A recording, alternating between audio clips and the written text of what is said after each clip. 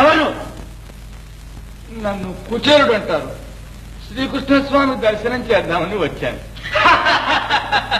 కుచేలుడట స్వామివారి దర్శనం కోసం వచ్చాడట. మహామహావారిగా దిక్కులేదు.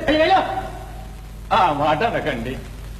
స్వామివారు నేను చిన్నతనంలో ఒక గురువు వద్ద విద్య నేర్చుకున్నాం. మేమిద్దరం ప్రాణ స్నేహితులం. సుధాముడు వచ్చాడని చెప్పండి, వారే వస్తారు. ఆ పైన నా అదృష్టం. ఈ బక్క బాపడట ప్రాణ స్నేహితుడట. పేరు చెప్తేనే ఎదురు వస్తారట. నడు నడు. కృష్ణ మిత్రమా, కుచేల,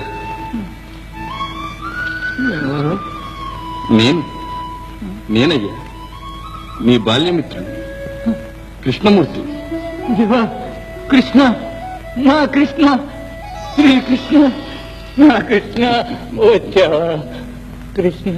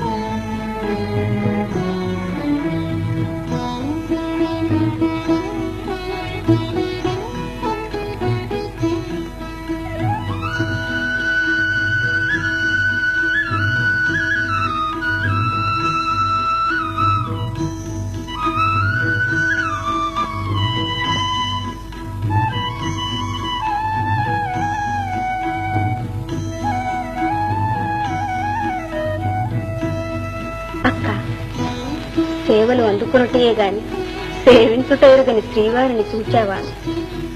వారి చేత సేవలు పొందడానికి ఈ మిత్రులు ఎన్ని పూజలు చేశారు.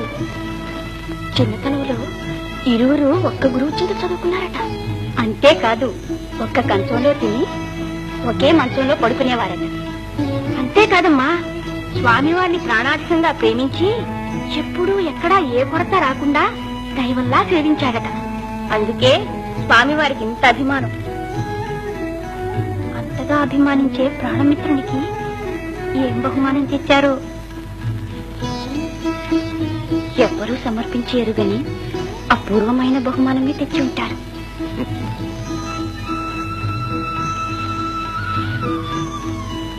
అయితే సమర్పించకుండా సందేహిస్తున్నారే?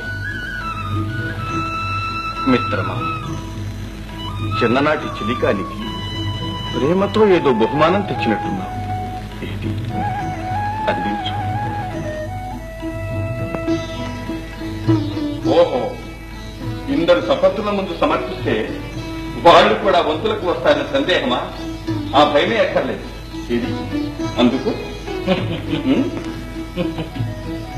సుధామ, సర్వలోకేశ్వరుడైన ఆ స్వామికి ఎవ్వరూ సమర్పించడానికి సాహసించని అపరూపమైన కాంతే తెచ్చాం. అర్పించు. మహర్షులు సెలవిచ్చారుగా, అందివు. సరే, నేనే అందుకుంటాను. ఓ,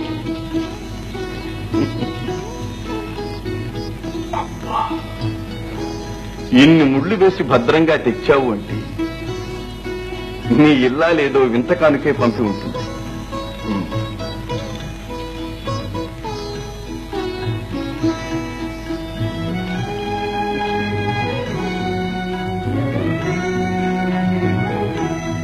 అటుకు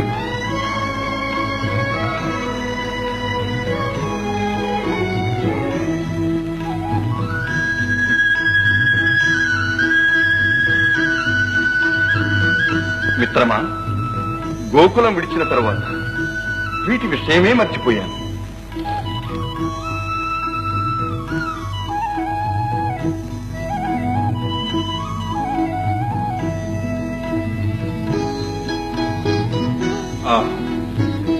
ఎంత రుచిగా ఉంది మిత్రమా.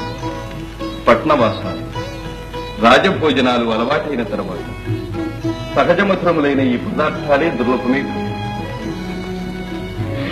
స్వామి ఒక్క పిడికిడి అటుకులతోనే మిత్రుని దారిద్ర్యం విచ్ఛిన్నం చేశారు.